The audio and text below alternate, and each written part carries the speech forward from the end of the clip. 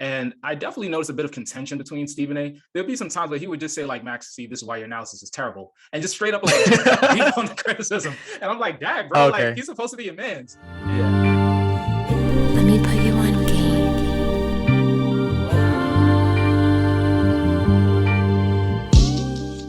And gonna let you cue up our first topic. Got a lot going on in the sports world, so let us know what's happening. So Yeah, man. So Max Kellerman is off of First Takes, flash alert. This is a little bit old at this point. This happened earlier this week, I believe. It was the first week or the second week of this whole new format from First Take. And Stephen A. Smith is going to have like kind of an ensemble cast of different interviewees, most notably Michael Irvin and Tim Tebow.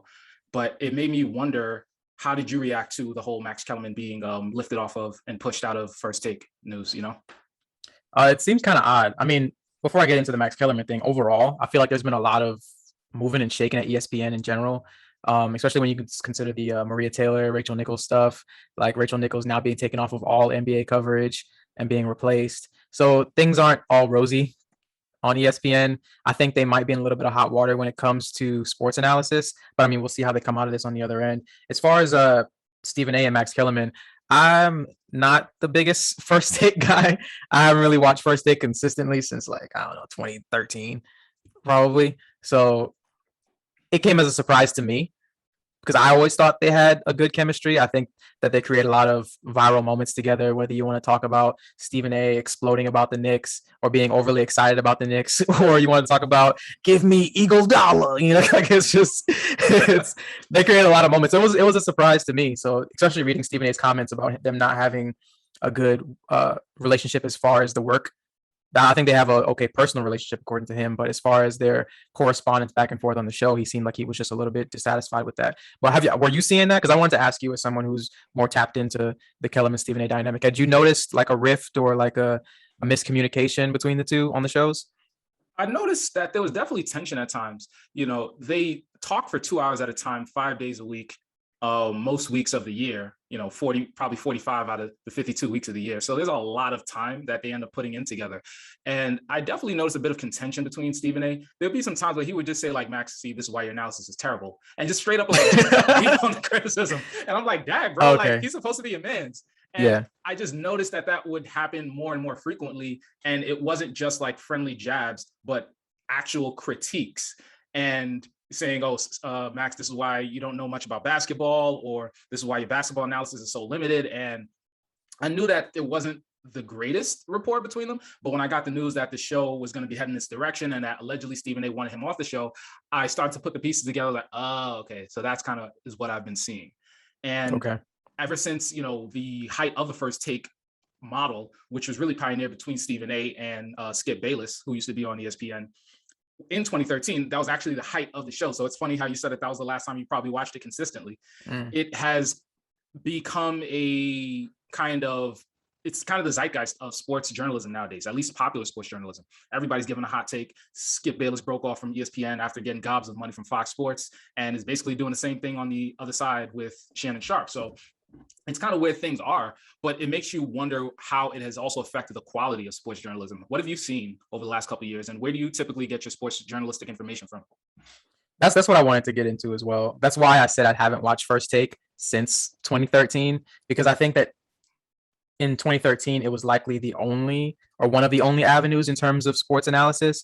Like podcasts or sports podcasts weren't as big. The YouTube presence with sports wasn't as big. Like there weren't as many content creators. So we all kind of had to go to one place to get our information. So it was sports journalism on television, or it was sports journalism in print and on articles. So that was like really your only avenue. But now, like with the existence of social media and other platforms, there's so many different places that you can get your sports information from. And that kind of leaves shows like First Take in this place where I don't necessarily want to go to them for my sports news, because like you said, they lean far too heavily towards narrative for me.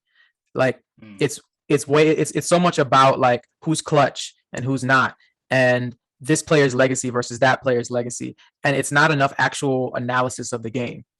Like there's not enough like statistics being presented. There's not enough actual analysis of what's going on in terms of play by play. Like the reason that this team beat this other team is because they're running this set, And this team went into this type of defense. They went into a 2-3 zone, they went to a box and one or whatever. And this is why it was unsuccessful or very successful versus this team. It's more so like these boys didn't show up to play. They didn't want it. Or, you know what I'm saying? Like, it's these very like typical, very broad analysis that these analysis that are very broad that kind of cover up for a lack of knowledge about certain things.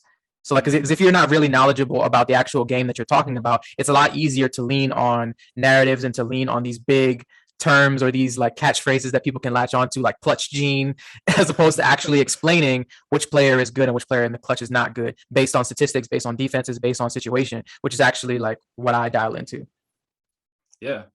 And I definitely hear your sentiments on that.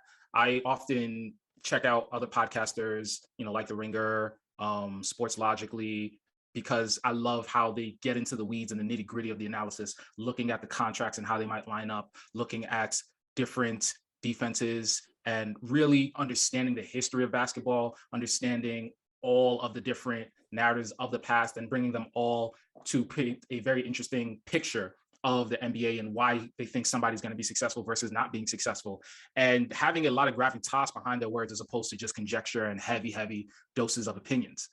And that's one of the criticisms that I feel like actually gets people like Skip Bayless even more and more press, because they no longer look to him for legitimate analysis. It's all about hot takes, especially in basketball. In football, he's a little bit more interesting, but even still then his analysis can be a little bit lacking. And I feel like Shannon Sharp makes up for it on that end. But when it comes to the basketball stuff, it's all opinion, it's all hot take. And that gets a little bit exhausting, and it kind of starts to run, it becomes a little predictable. But at the same time, it still gets them a lot of attention. And despite all that, and despite the challenges that, First Take probably had with Kellerman and Stephen A., they were still the top rated show. But I think it was time for a change overall, Yeah. And it leaves you like, as someone who wants to learn more about the intricacies of the game, as someone who's like never played, like I want to learn as much as I can because we talk about it. I want to learn as much as I can about the game and about each player and about what makes players tick and what makes them good and what makes teams good, because it kind of furthers my ability to be able to talk about it. But when you watch these kind of shows, it leaves your knowledge really lacking in certain areas, especially like when you're talking about something like groupthink, like when these outlets latch on to a certain narrative about a player or a certain thought about a player, it kind of permeates throughout the entire company. So like, you're not really getting a good analysis of how good a player is or what this player is when everyone is kind of saying the same thing and not really watching the game, And also like they lack knowledge about like lesser known teams and players. Like they'll drive the coverage of KD and Giannis and LeBron, especially LeBron, into the ground, and you won't necessarily hear about like Donovan Mitchell because he plays in Utah, or even like players like I don't know, a Jonathan Isaac or OG Anunoby. Like these are players that, Jonathan Isaac's been hurt, but like let's talk about OG Anunoby. Like he's a very good NBA player and he offers a lot of two-way value, but like you won't hear about him because these guys and women are also not knowledgeable about his game or don't watch him enough to see what value he brings to his team. So if you're a basketball fan looking to glean knowledge from these shows, you won't know about an OG, you won't know about all of these players in the league that are actually good, or like Dante DiVincenzo. Like there's so many like players that are actually good in their roles and good at what they do that don't get national coverage because they're not big names. But as a fan, if you actually want to hear about these guys, you're better served going to a podcast or going to other outlets that will actually cover all the teams and cover all the players and actually give you a better picture of what the league is like rather than focusing on just the stars and just narratives. Yeah. And I really dig your sentiments there, because I think about guys like De'Aaron Fox or a Zach LaVine, funny enough, or in the NFL's case. I was trying not to say it. I helped you out. I saw the itch. I was like, let me give this man the assist. Or in the NFL's case, ignoring players like Matthew Stafford because he played in a bad team in the Detroit Lions for years, even though he's been putting up ungodly numbers. And now he's going to be in LA playing for the Rams, and he's really going to show off and show out this year.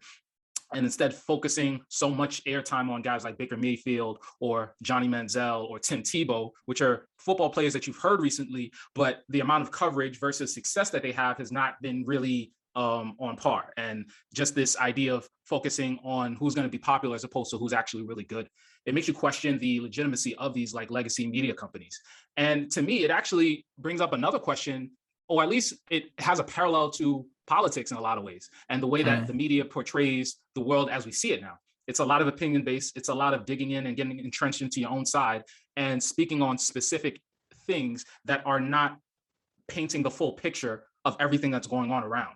You know what I mean? Mhm. So you, like you said, you're focused on LeBron, you're focused on the KD. When there are all these other great players in the league, there's all these other issues that are going on in the world that the, legacy media, akin to a ESPN, like the CNNs or Fox News or whatever, are kind of talking about just very specific issues. And I think painting the broad picture of everything that we're seeing. And it just kind of highlights the meaninglessness of some of these debates and the fact that it's just kind of a deterioration of how we analyze issues around us. And how do you feel about just that general concept and the way that the world is kind of consuming news at this point? Yeah, I feel you. I think that the bigger companies that you talked about, whether it's a ESPN or a CNN, I think that they definitely have an older audience that is captivated by their coverage. But I think that people our age and younger are very aware that you can get your news and you can get your basketball, football coverage from other avenues that are likely be more integrity based rather than being flashy or being more concerned with narrative. So I think it's important that as fans and as citizens that we look outside of these bigger companies for our news and for our coverage, because it leaves you being better informed. Mm. Ironically, considering that a lot of these places are news companies, because you also have to realize that a lot of these networks and a lot of these bigger companies, they have political motivations of their own as well. Like they are being backed by this party, or they have certain sponsorships that they're affiliated with. So they have a certain narrative that they have to push on their own. And that kind of seeps into the news that they present. So you have to be aware as a consumer of their almost inherent bias. So you have to go to social media, or you have to go to online news websites in order to get your information. Also looking at, you also want to look at those outlets with a critical eye and not necessarily just take everything at face value, but you want to get your news and your coverage from multiple sources, because it's no longer viable necessarily to just intake your news from these large companies, because it'll leave you with a very one-sided view on life and on things like sports. Yeah, most definitely. It's funny because if you were to just focus on the way that sports media is, or sports news is covered, you would forget that baseball and hockey even exist. Or that, Yeah. Or that football, the actual football, is like the biggest sport in the world. In the world, yeah. And like these US companies are just kind of dug into whatever it is that they have done in the past, and they're saying, hey, we're just going to stick to this lane. You might hear about it on top 10 plays on the regular Sports Center, but that's about it. Yeah, it's also about sellability as well. Like if you're ESPN and you know that LeBron gets you clicks, or whatever you're talking about gets you clicks, because you can tell with certain networks that like whatever they're talking about is entirely designed around getting people to click on it, or getting people to engage with them rather than the actual content. Because clickbait's okay. I mean, I ain't gonna lie, we do that sometimes just to get people to click on something, just put it in the thumbnail or whatever. But like once we get to the actual content, there's actual analysis, there's actual well-rounded coverage. But I think that their quote unquote thumbnail is virtually the same as what they're covering, like, and I think it's also incredibly damaging to the sources that they're covering. Like if you want to look at a LeBron who they cover ad nauseum, like his career has been more or less altered, or the perception of him has been altered by sports media and by places like ESPN and Skip Bayless. I wonder how we would talk about LeBron if Skip Bayless didn't exist, like the whole clutch gene thing, like the calling into question how bad he wants it, and then like, because if you look at his career statistics in the clutch, which is what we're talking about as far as like actual watching the game and actual statistics versus narrative, like the narrative is that he's not clutch, and that narrative has been like perpetuated by these sports media outlets. But if you actually watch the game and you look at his statistics, like it tells an entirely different story about how good he is at the end of games. So it's like, it's watching the game and actually intaking the intricacies of it versus just being, I guess, like lazy, like we all can tend to be, and just looking at the coverage of it and then just taking their opinion as our own rather than actually watching and dissecting it ourselves. Yeah, most certainly, man. Yeah, it's a slippery slope out here, man. Basically, I guess what you can glean from this, if you're listening, is just basically take in as many different forms and as many different viewpoints as you can and form your own opinion. So whether that be news, actually getting it from different outlets, or whether that's basketball and watching multiple different networks, dialing into multiple different podcasts, if that's what your interest is, and also watching the game. Like, please just watch the games, because you can tell with so many people like that have these opinions about certain players and about certain teams that they don't watch basketball, and it's very apparent. Yeah, and I think just the overall idea that you were just espousing, people should try to. I think that we're kind of in a world where everyone is trying to get you to hear and take their opinion and run with their opinion and think for you. And there's a lot of kind of hurting in terms of the mindsets, but try to stay informed, try to form your own opinion, and also just be humble enough to ask questions when you don't know something. And also don't Yeah. assume that everybody's going to have your best interest at heart. Figure it out for yourself. Most definitely.